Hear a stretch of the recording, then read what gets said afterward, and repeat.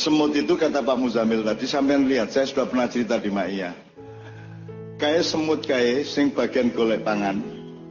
Kui ngumboro intine ana gula apa-apa sing iso dipangan, itu dia nanti misalnya 3 semut. Itu dia mempelajari yang akan dia ambil itu. Butuh semut piro untuk mengangkut semut itu ke sarangnya, ke koryahnya tadi. Nah, selama dia meninggalkan sarang sampai menemukan gula, itu semut meninggalkan jejak. Ya, sehingga ada rute berdasarkan jejak yang ditinggalkan oleh semut tadi untuk supaya petugas atau prajurit yang akan mengambil gula tadi bisa mengetahui jalan. Katakanlah sekarang ketemu gula butuh semut 8. Terus semut 8 wis menuruti jalan yang sudah dikasih kode dan jejak oleh semut ngintai tadi, mencari makan. Begitu sampai di sana semut 8 ini mengangkut gulanya kembali ke sarangnya. Itu nomor 1 yang dilakukan semut beda sama manusia. Ora ana semut sing mangan gula ndisiki sadurunge tekan sarange. Kira-kira nek menungso dididile ora kuwi? Iso ora tekan sarange ya toh. Dan itu kalau diperbesar ke tambang, ke freeport, ke kelapa sawit, ke BUMN, ke reklamasi-reklamasi. Seperti Anda ketahui reklamasi itu jangan dipikir cuma di Jakarta, itu ada 37 wilayah yang sudah dan sedang dikerjakan. Di Jakarta diuruk-uruk terus akhir dibatalke karo Anies, ning sing ning Serang, sing ning Makassar, sing ning Ternate, sing ning Bali berjalan lancar.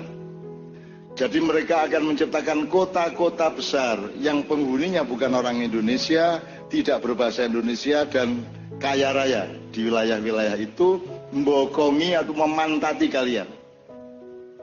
Dan itu ada 37. Itu baru reklamasi. Durung meneh kowe nek wis saiki gas dan energi itu sudah akan berpindah ke panas bumi. Panas bumi itu gunung berapi ki wis dikapling, wis dikontrak. 30 sampai 40 tahun. Ya Merapi, ya Merbab, endi wae sing kira-kira ana panas buminya sudah dikontrak, sudah dijual oleh pemerintah tanpa kalian tahu. Panas bumi dari gunung itu termasuk nanti nek kowe ndelok pegunungan Kendeng dan Kapur Utara di utara Pulau Jawa, Jawa Tengah dan Jawa Timur yang kemarin kita ke Rejo apa kayak Banjarrejo sampai ke Jombang Kabuh. Itu di situ ada dari 3 benua itu mepet ning Pulau Jawa nisor. Kuwi ada lempengan 3. Lempengannya itu ada di tengah Pulau Jawa, Jawa Tengah, Jawa Timur. Disitulah ada cekungan-cekungan sangat banyak. Ada namanya ada frame-frame ya, yang merupakan pusat kekayaan Indonesia masa depan, yang sekarang sudah diincar. Ya, jadi wah kowe iki sugih ra karo-karuan ning wis meh dudu wekmu. Ya.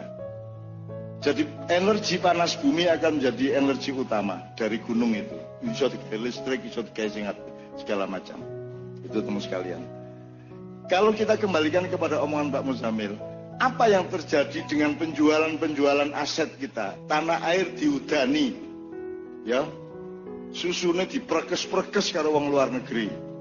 Ya toh, pokoknya bokongnya dipenek-penek karo wong luar negeri. Saiki dadi jeneng tanah air itu ibu kita, ibu pertiwi yang sudah ditelanjangi. Sudah dihabisin dan sudah direncanakan diperkosa tahun ini, tahun depan dan seterusnya. Bahkan sudah sampai kontrak 34 tahun, 40 tahun ke depan. Kita sudah tidak akan punya apa-apa lagi. Desa ini kalau tanahnya akan dibeli oleh orang-orang kaya dari kota, besok-besoknya akan jadi kota. Kalau jadi kota, Anda lihat akibat kebudayaannya. Kalian akan minggir, selawatan akan di pojok-pojok. Ya, kita tidak berkuasa lagi atas tanah kita karena secara hukum itu tanah mereka, sudah bukan kita lagi. Dan tidak mungkin orang kota yang datang ke sini dengan usaha-usaha teknologinya akan jadi bagian dari orang desa sini. Nah itu semua karena apa? Karena beda sama semut kelakuannya. Nek semut kuwi mau nggawa gula ora dititili. Ya toh, sebelum sampai ke sarangnya. Nomor loro. Kowe nek ndelok semut nyangkut gula, biyu ana gula sing akeh. Deloken, kira-kira ditoleh ora karo semute? Ora ditoleh. Semut itu hanya akan membawa yang dia butuhkan. Ya. Kowe ngerti bedane menungso? Nek menungso ana semut cilik, ana gula cilik ning dalan kok ana gula gede, mesti ditinggal sing cilik golek sing gede. Itulah manusia. Jadi di Pancasila itu tidak ada Pak urusan materi, tidak ada urusan kekayaan, yang ada adalah urusan keadilan. Tidak ada kemakmuran sosial. Kita tunggu TNI akan berbuat apa. Nah, ini harus diteruskan ya Pak ya. Tapi beliau terikat Sabta Marga, beliau tidak mungkin melakukan itu dari desa. Itu terserah di Jakarta sana. Tapi ingin saya katakan sama Anda, tolong diskusi mengenai Pancasila, mengenai Bhinneka Tunggal Ika itu Anda jangan tertipu. Karena itu adalah bendera yang dipakai oleh setan. Setan nganggo pakaiannya malaikat. Makanya iblis asli itu sudah pensiun. Dan jin-jin yang menjadi anak buah iblis, yang berafiliasi kepada iblis, itu bukan jin yang dulu mengabdi kepada Nabi Sulaiman. Itu sudah berhenti pensiun tugasnya sebagai anak buah iblis sejak Nabi Sulaiman meninggal. Dalam keadaan lunglai di singgasananya. Kemudian pensiun mereka itu membuat mereka nangis massal tiap hari. Selawatan nang Kanjeng Nabi kabeh. Ya, tenanan. Jangan dikira Kanjeng Nabi hanya diselawati oleh orang-orang sesudah Rasulullah. Di zaman Nabi Sulaiman sudah ada buku sholawat untuk Rasulullah. Karena mereka tahu Rasulullah adalah Nur Muhammad. Sudah lahir jauh sebelum semuanya lahir. Ya. Jadi dua generasi sesudah Rasulullah, Pak Muzamil bisa menjelaskan secara sejarah. Dua generasi sesudah Rasulullah itu memantapkan pasukan-pasukan iblis, batalion-batalion, kompi-kompi, peloton-peloton iblis untuk tidak lagi menggoda manusia. Dan mereka resmi pensiun, diizinkan atau tidak oleh Allah, ketika di Eropa terjadi apa yang disebut Renaissance. Abad kebangkitan menurut orang Eropa dengan ideologi materialisme, tapi itu adalah abad kehancuran kemanusiaan dan ketuhanan menurut Islam. Jadi saya tidak pernah menyebut itu abad pencerahan, itu adalah abad penggelapan. Sejak itulah resmi pasukan jin yang berafiliasi kepada iblis melakukan pensiun resmi, apalagi di Indonesia tidak ada setan. Karena semua setan putus asa di sini. Karena anggota DPR dan pejabat-pejabat melakukan kebobrokan, korupsi dan kejahatan melebihi saran setan. Sarane setan paling nyolong 1 miliar, iki wis nyolong 3 triliun. Coba piye? Setane ora putus asa.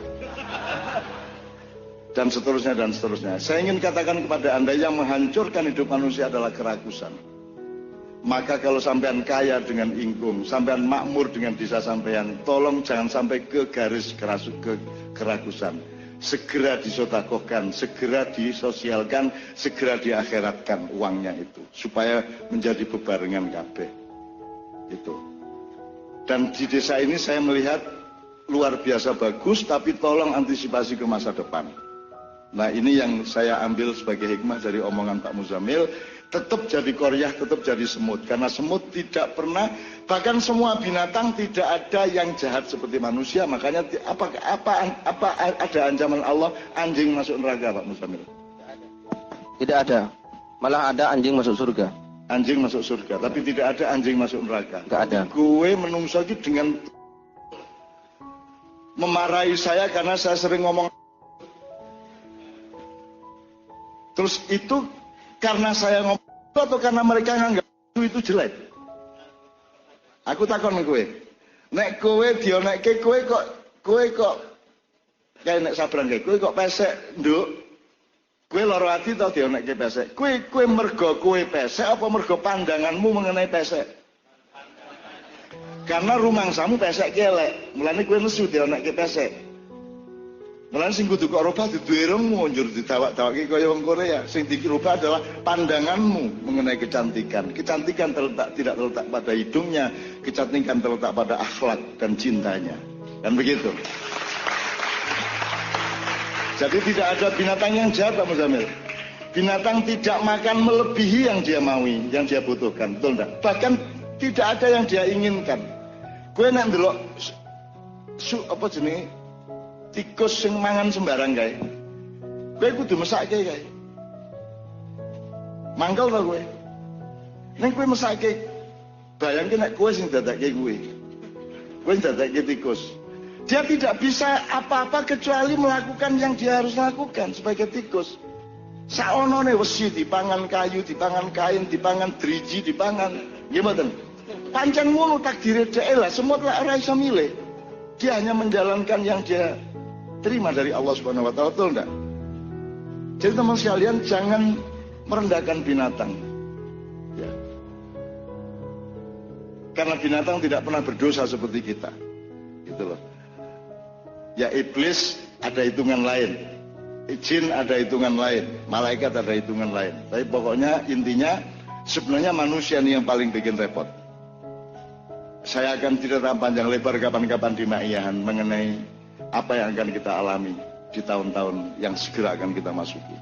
Tapi malam hari ini kira-kira prinsipnya jelas. Ayo sinau dadi semut di dalam koryahnya. Kan gitu kira-kira. Satu, tidak ragus. Jangan menomorsatukan apa tadi Pak Muzamil? Jangan menomorsatukan badokan. Badokan. Meskipun badokan kuwi penting ning ora nomor siji. Kalau ilmu kita jelas tuh selama ini sandang, pangan, papan. Bahkan ini dikasih dialektika oleh itu tadi apa jenenge?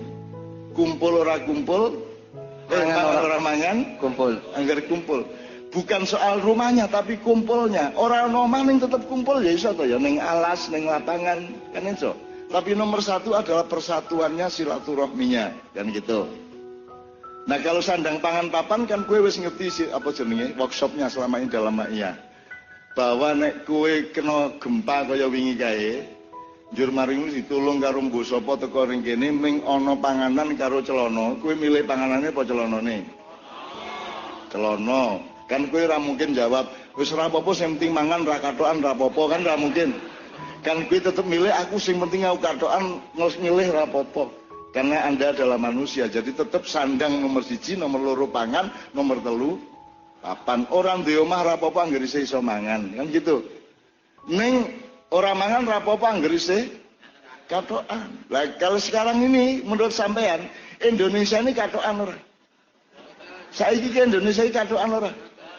Diplorot apa diplorot dhewe? Diplorot uang apa diplorot dhewe? Malah dipelorot monggo dipeliak-peliak.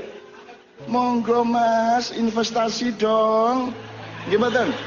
Monggo. Jadi itu sebabnya Pak Muzamil mengatakan negara sinau nang desa apa desa sinau nang negara. Kebo nyusu gudel apa gudel nyusu kebo. Ini negara tidak belajar kepada desa. Ono merti desa, ora ono merti negara. Apa meneh? Bersih desa, tapi tidak ada bersih negara, betul enggak? Negara sama sekali tidak hanya tidak belajar kepada desa, negara sangat merendahkan desa.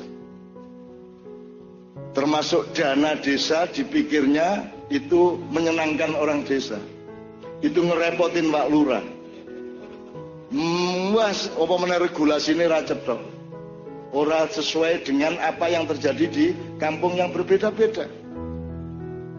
Dan itu dipikirnya orang desa dikasih duit oleh pemerintah gitu.